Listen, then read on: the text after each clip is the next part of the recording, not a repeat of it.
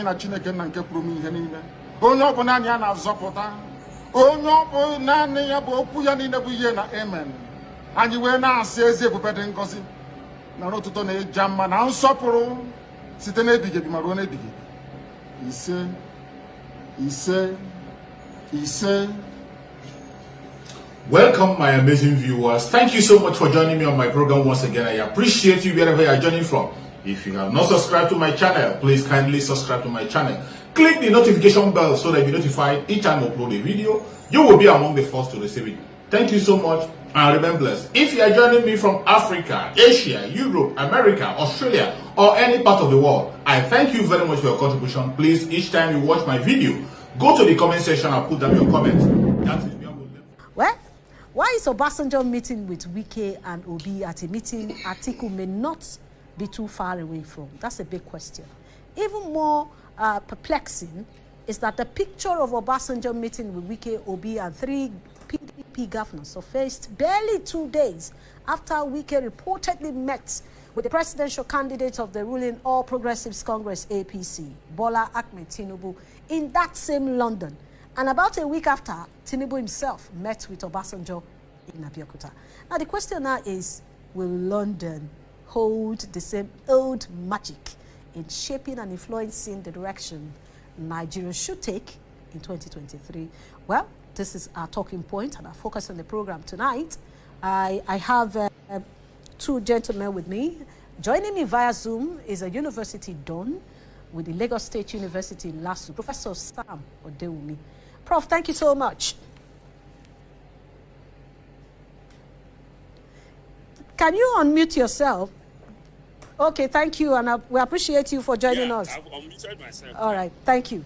And in the studio, we have activists that understand the politicking in Nigeria because he has been there, and also is right here with us in the studio to also take a look at what may play out and why should London be where they have decided to settle Nigeria's to settle their dispute or their scores on issues that had to do with the Nigerian election. Are they taking decision in London, another country entirely? And why is it that all these men that are in Nigeria are moving to London to see just one person, a sitting governor? A sitting governor. Does that mean that Governor Nyesom Wike is this powerful? Well, we'll be seeing all that. I have with me Ario Dare Atoy. Thank you so much. Well, thank you for having me, Joe. Thank you. Well, yes. Well, before we go into discussion, I would like to let you know that Nyesom Wike, Samuel Otom, as well as Okezie Ikpeazu landed in Nigeria just about a few hours ago. And they explained to Nigerians why they needed to go for that meeting, and also confirmed to Nigerians that they met with the Labour Party candidate, former President Olusegun Obasanjo, who accompanied them, and other chieftains of the Labour Party, as well. They also met with the APC candidate, as well as his team, and they also met with the PDP candidate and his own, some persons in his team too. That's Atiku Abubakar. So they confirmed that. Let's quickly just take a listen to what Wike, Autumn, and Ikpeazu has to say, because Wike now is like the beautiful bride. Well, thank you very much. Pictures will not lie. All that you saw, whether with APC presidential candidate Ahmed Tinubu, we met with him, including our brother who had to go back to America on his vacation. We also met with the former president and presidential candidate of the Labour Party. We met with our presidential candidates. For us, we are looking at the larger picture. Nigeria today is in distress. What can we do? No man or woman alone can get it right for our country. We are looking at how we can harness ideas and put ourselves together to ensure that we get out of the present challenge we are in Nigeria today. Nigeria is in distress, there's no doubt about that. From top to bottom, consider what was happening in 2015 and where we are today. So it is a concern that we have for our country, Nigeria. So this is beyond partisan politics. We're looking at how we can come together and find a way of ensuring that Nigeria survives. Nigeria is on drip. Nigeria is on oxygen. And how can we get out of this? So this is the whole thing about it. Consultation is going on. Nothing very... Yes, we sincerely want to tell you that we'll be bringing you the full recording of that. There was a slight of mistake there. That video didn't come from the UK, rather it's from Nigeria. So we'll bring you a clean one very soon in the course of our discussion. But let's quickly come to the studio and continue with what we're talking about. Let me start with Prof. Thank you so much. Once again, thank you for joining us. Thank you very much. Let's take a look at meeting in London to discuss how they can move Nigeria forward. What do you think?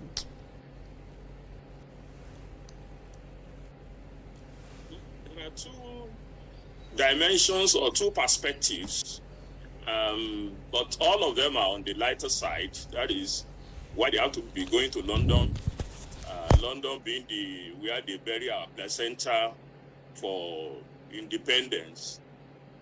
So anytime there is a challenge, people quickly get into the aircraft and go back to London.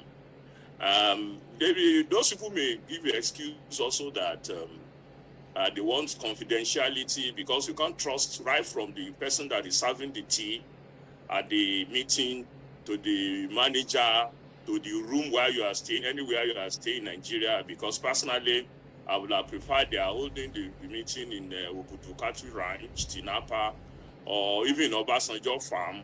That would have been saving the hard currency that we are missing. But that's the lighter side. The other side is that there is a high wire politics that is going on. And if you look at all the characters that you have shown in the picture, you have Wike as the central player in the game, around which all other issues revolves. And you know that Wike is aggrieved, and he's aggrieved. Then all of them, even there is a common denominator that all of them, Makinde, Autumn, and Opeasu, all of them will have preferred that the presidential candidate comes to the south. And so this is playing out. But besides that, there is the game of the fact that the Tambuwa stepped down, never really forgave that game plan, and that is why the hot hit is on the chairman of the party, because he said to Tambuwa that you are the hero of this convention. That statement indicated to Wike that it has been part of the game, and he felt that Tambuwa not to be given any chance to say anything. So these are the general grounds that are on the ground for all this, and that is making things very difficult to resolve. So, and his demand that IU steps down is to show that, for IU to have played a partisan game, it should not be part of the matter going forward. And about, Atiku stepping down, I think it's not even the first, it's not the demand of Wike. Atiku has said this severally, that if we want to run a single term, so that is just casting that in the box. And with the Duke joining them, Duke has been alter ego of Obasanjo. The second person that is similar is Oyinlola. Anytime you see Obasanjo trying to do any national network, it's either Duke or Oyinlola that must always be there. So, but one thing before I drop my anchor this time is that this is a dangerous game that Wike is playing. I know it's a mind game he is playing, but it's dangerous. Recall that when Obasanjo won the first time in 2019, the second term, all the AD governors in the Southwest, except Bola Tinubu, agreed that the West, the Southwest Yoruba, should vote Obasanjo as presidential candidate because they did not vote for him in the first election, and vote for the people, for the AG then, Alliance for Democracy, as in the gubernatorial. Unfortunately, there is a bandwagon effect. Immediately, Obasanjo won. The whole governor, except Tinubu, were routed. In the South, the Akondes, the Oshobas, all of them were routed. So, and the same template is here now. The presidential election is coming first.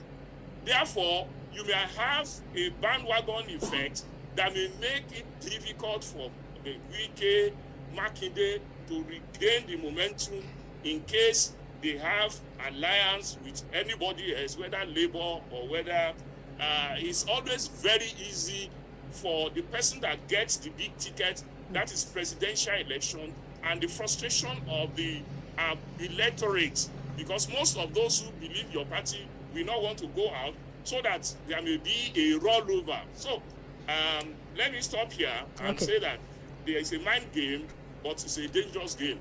All right, Prof, we'll come back to you. Let's come to the studio. Ario, you see, Prof was trying to paint a picture that whatever game they are playing may become a negative one to their own disadvantage. You remember what happened in 2015? Immediately, the APC won the presidential election. It changed the dynamics. Absolutely.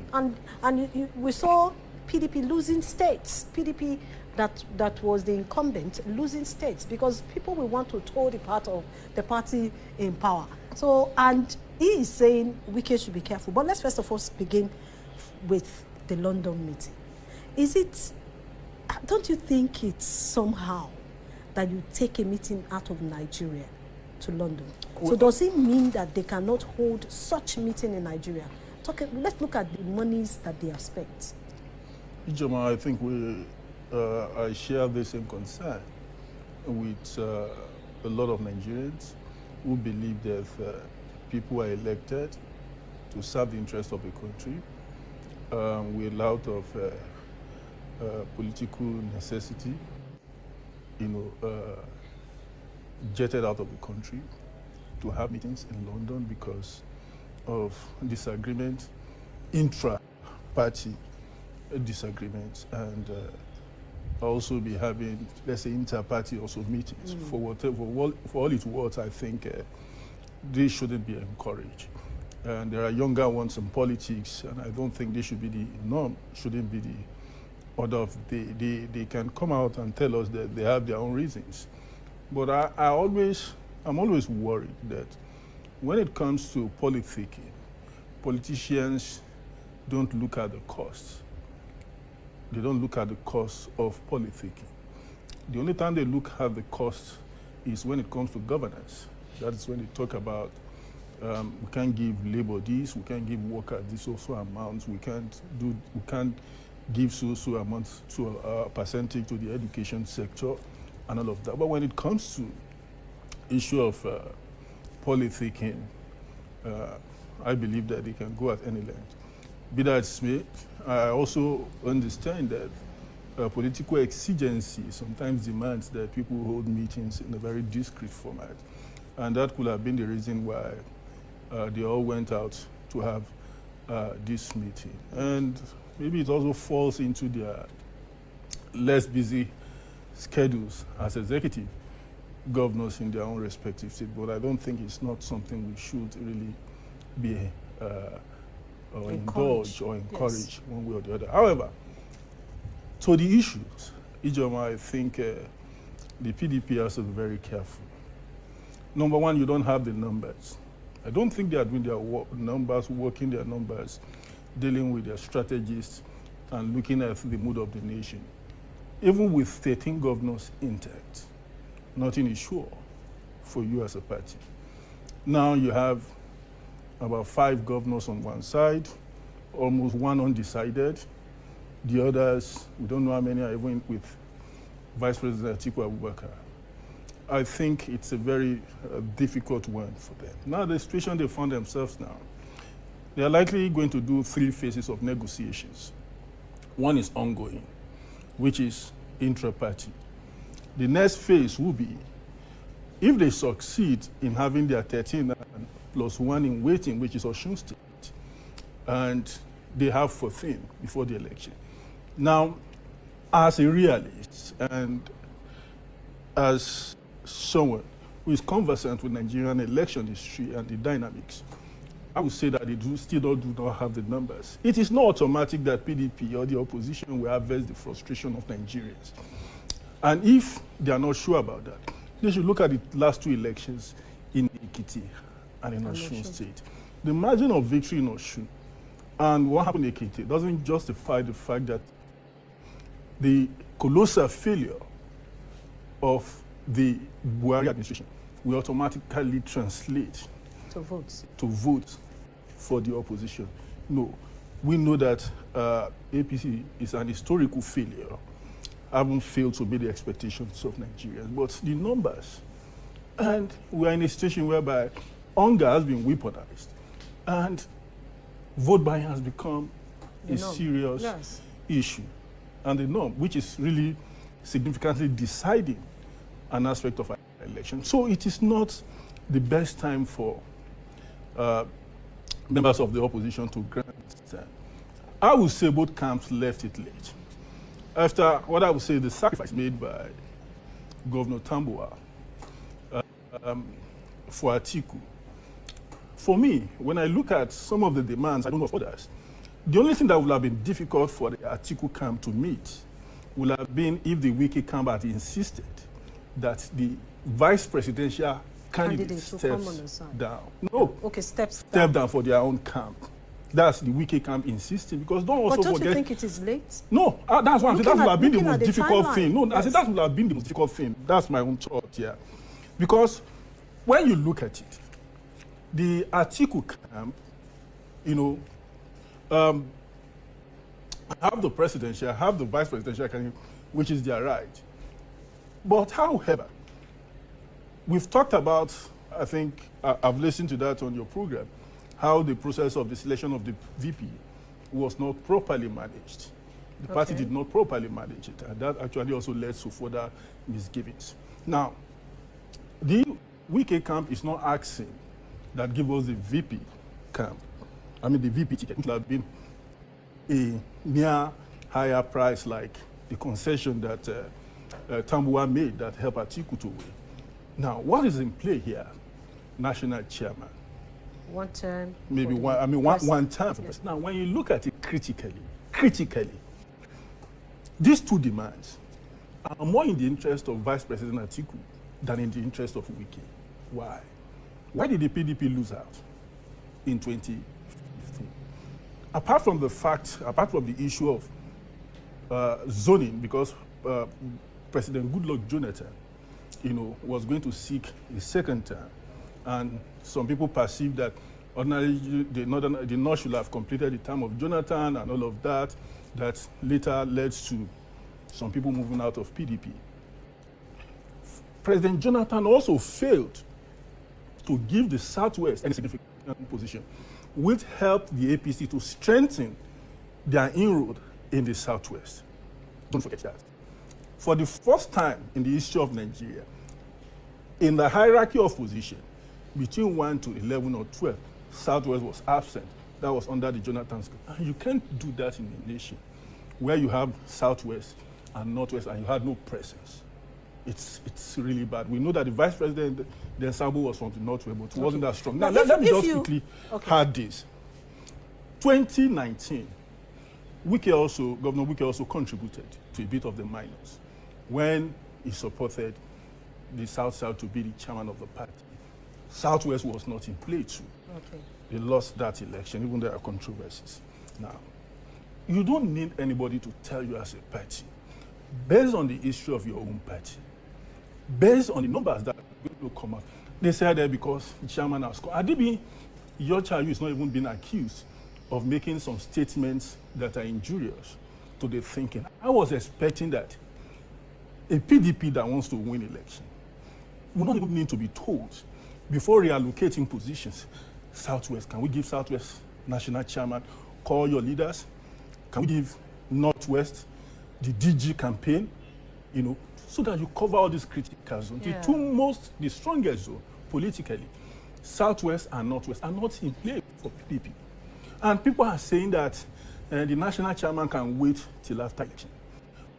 Wait till, are you going to, you are ignoring what an instrument Okay, let me that ask should have you been this. in play for you. You see, I need to ask you this. Yeah.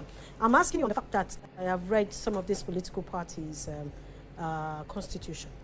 Now, this national chairman that you talk about here was elected by national convention. Yes. And if they say step down, except he resigns by himself, Yeah. except they are able to make him resign, you think they can just tell him step down? No. I'm saying it. See, this is not. And looking at, no, sorry, I'll Yeah. allow you to continue. And looking at the calculation of the zoning formula, which is in section 73C of their constitution, if the national chairman steps down for a southern national chairman, it will also affect other positions in the party. That means they need to have a national convention before the election to balance all this that they are saying. Would that not, do they have that kind of time? To do it? When the APC wanted to gain power, they put everything into it without looking at all of these dynamics. As long as they are going to get the votes, the OB phenomenon is there. It's rising. Okay, that's what I even wanted to ask you. I'm when you talk about numbers. No, that's what I'm saying. The OB phenomenon is there. You can't wish OB away. People Yes. made a mistake and say it was a social media presidential candidate. Today is a phenomenon. Now, to the PDP, it is either you want to win or you don't want to win. You are talking about a national chairman. It's your own cup of tea. Yeah. Now you are talking about the Northwest. You are talking about the Southwest. Don't also forget that if they want to talk about the issue of Section 3C of the party, the person who is completing his terms as president of Nigeria is not only just from the North, but from the Hausa Fulani ethnic stock. But you also need, if you're looking at their constitution of the party, you also need to look at the various political party constitution too. No, that's what I'm saying. You see, exactly. what I'm saying is that, you know, for instance, the PDP that is having issue here. Now, the only reason today why PDP is in play in Nigeria, why PDP is having probably the attention of Nigerians, is because the zoning that happened in APC, even though they've zoned to the south, is unfair because ordinarily we should have been talking about the southeast. Yeah. So, number one, you can't say you zone to the south without doing justice to the southeast. southeast. So that is why today people are giving the PDP as if Anyway, but APC, there are three APC alternatives now. See, if APC had zoned to the southeast, believe me sincerely, PDP is almost out of this election. All right, but so they should also know, like I said, that the Peter Obi phenomenon is there. It's So still there. it's left for the PDP, which is supposed to resolve its own internal problems. Exactly. Then now come back, do what we call inter-dialogue among the oppositions, and let them look at is power sharing possible through government of national unity, through doing one term. Can we appease the Labour Party and say, look, can we do one term and see what happened 4 years, all sorts of things? Because, look, why I'm saying all of this, why I'm a bit interested, is because I don't think it is historically good to reward a party like APC that has done this level of damage to Nigeria for them to come together. So it is left for the opposition parties in Nigeria, the main led by two the opposition parties, led by the PDP as well as the and the Labour Labour Party. Party, to see how they will not allow this momentum, because it's not going to be good for political health of this nation for them to drive away this, and it's just going to be so scandalous. But if they don't do it, the APC will have their way. Yes, that's what I wanted to say. From your explanation, it seems that the APC even have a better option. No, they do. They also have their own problems. Because if the Labour Party, if I go by your calculation of numbers, Labour Party has no governorship candidates. You know of that. So when you're saying PDP has just 13, they do not have the numbers. What about the Labour Party. You also talked about the Obi phenomenon, which people cannot wave away. Yeah. So there are also options. Either election will go smoothly without any short corners from the electoral management body. No, I understand. think that's another. You see, Beavers is bringing the integrity, has improved the integrity of our electoral process. So, one man, one vote is likely going to count. What we are likely to see is a very large deployment of money. The ruling party and the candidate of the APC has a huge war chest, and that is going to have a significant effect in this election. All right. But let me tell you, everywhere in the world, power sharing, power arrangement is possible. PDP, Labour, and others should continue with their campaign.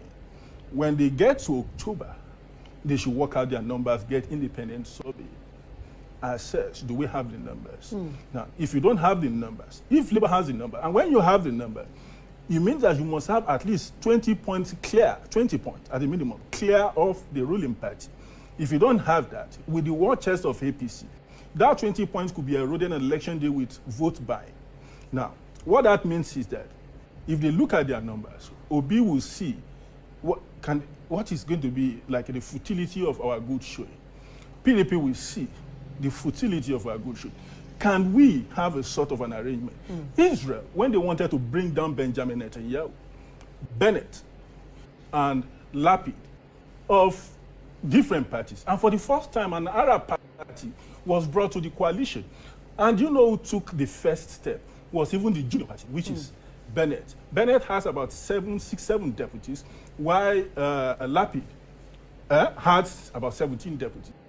They've succeeded in removing Benjamin Netanyahu, who they call the Great Satan, from America to Great Britain, everywhere, power sharing, all sorts of arrangements. It's possible. And I don't know why the experts in all of this party are not looking at are that. not coming together. No, that's where I'm going to. Probably that's what this London meeting. That's why they went for the London meeting. But let's quickly go for a short break. We promised that we're going to bring you the full length of that conversation of Wike and the two governors after the return from London. We had to stop it because that was not in UK, but rather in Nigeria. It was actually in River State. So let's I think that should be River State. Well, let's quickly go back and listen to that. When we return, we'll go to Professor, who is still waiting via Zoom. Well, thank you very much. Pictures will not lie. All that you saw, whether with APC presidential candidate Ahmed Tinubu, we met with him, including our brother who had to go back to America on his vacation. We also met with the former president and presidential candidate of the Labour Party. We met with our presidential candidates.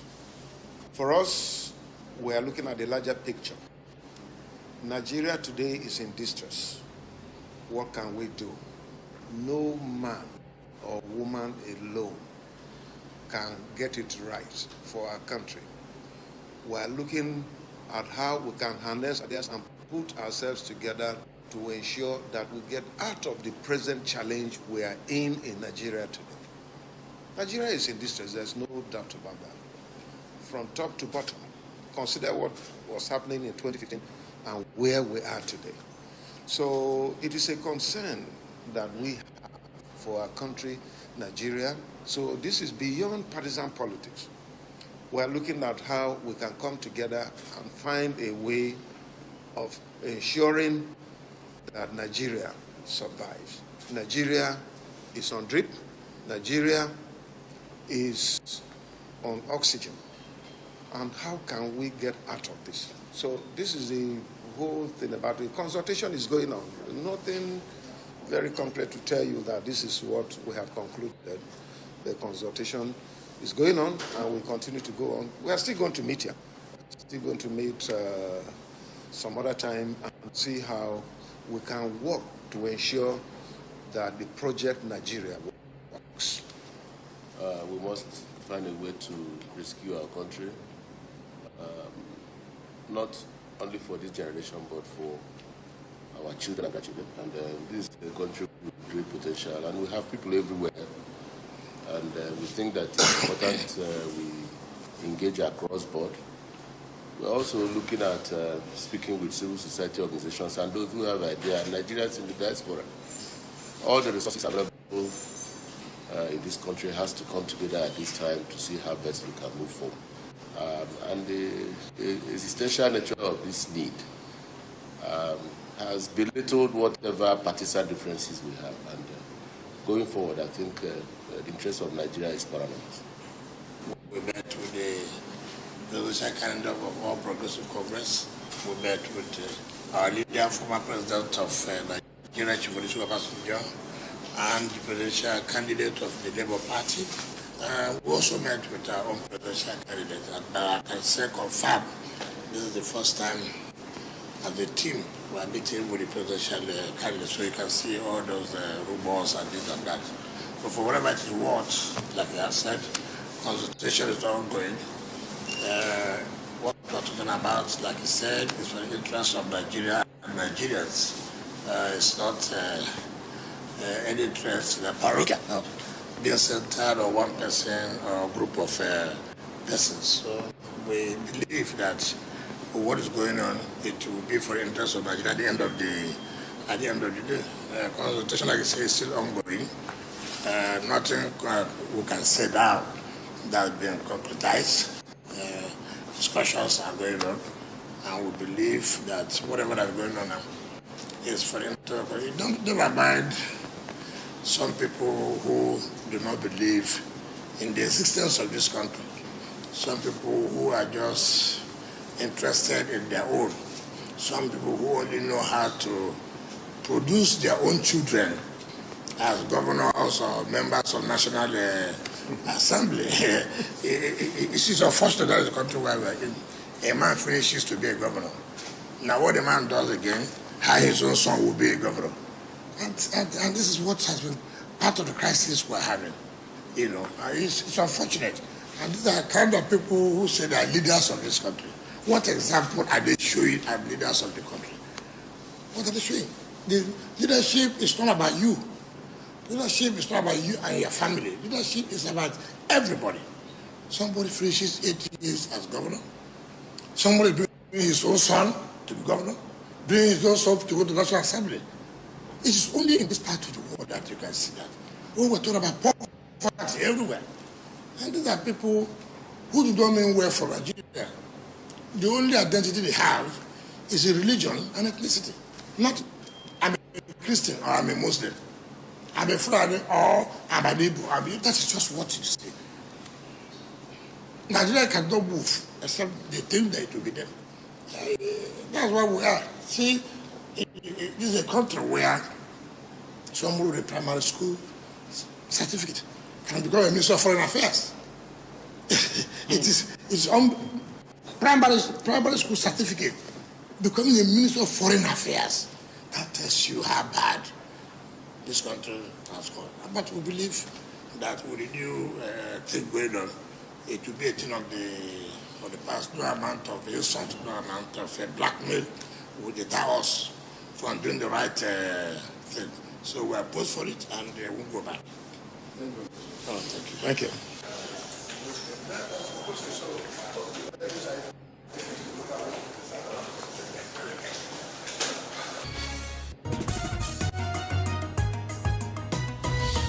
Nigerian government partners Israeli and Japanese companies to commence manufacturing and assembling of environmentally friendly smart automobiles by 2023.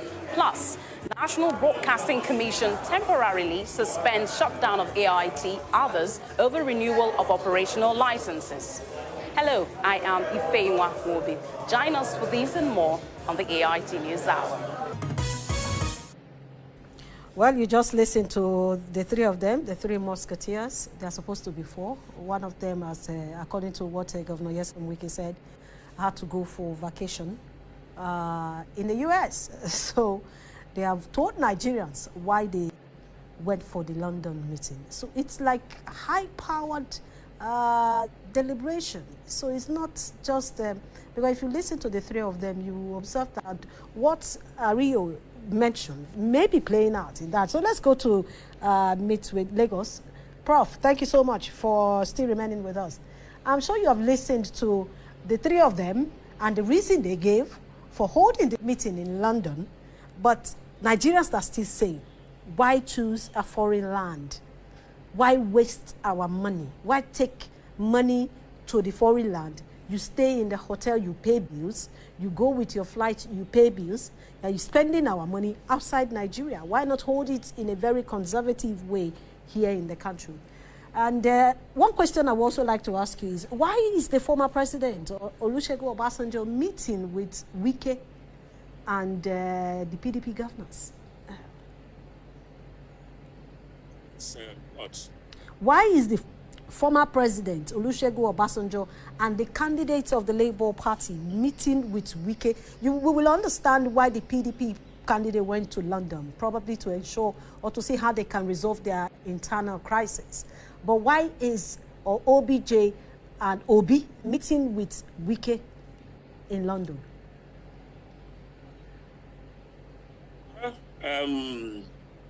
Let me answer that, although there have been posters that you have put forward on why London, as I said, is first of all, in their own estimation, is for confidentiality, so that whatever they discuss will remain. For example, now, it's very difficult to know what is happening if it has been done anywhere in Nigeria.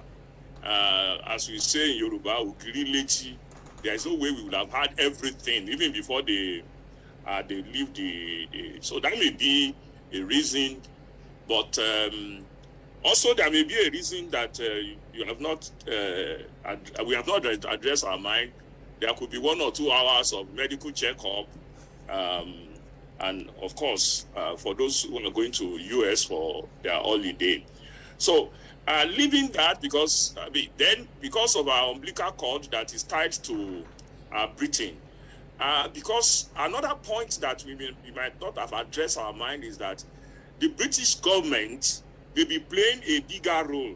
They may not be in that picture of the picture that they sent to Nigeria, but don't be deceived.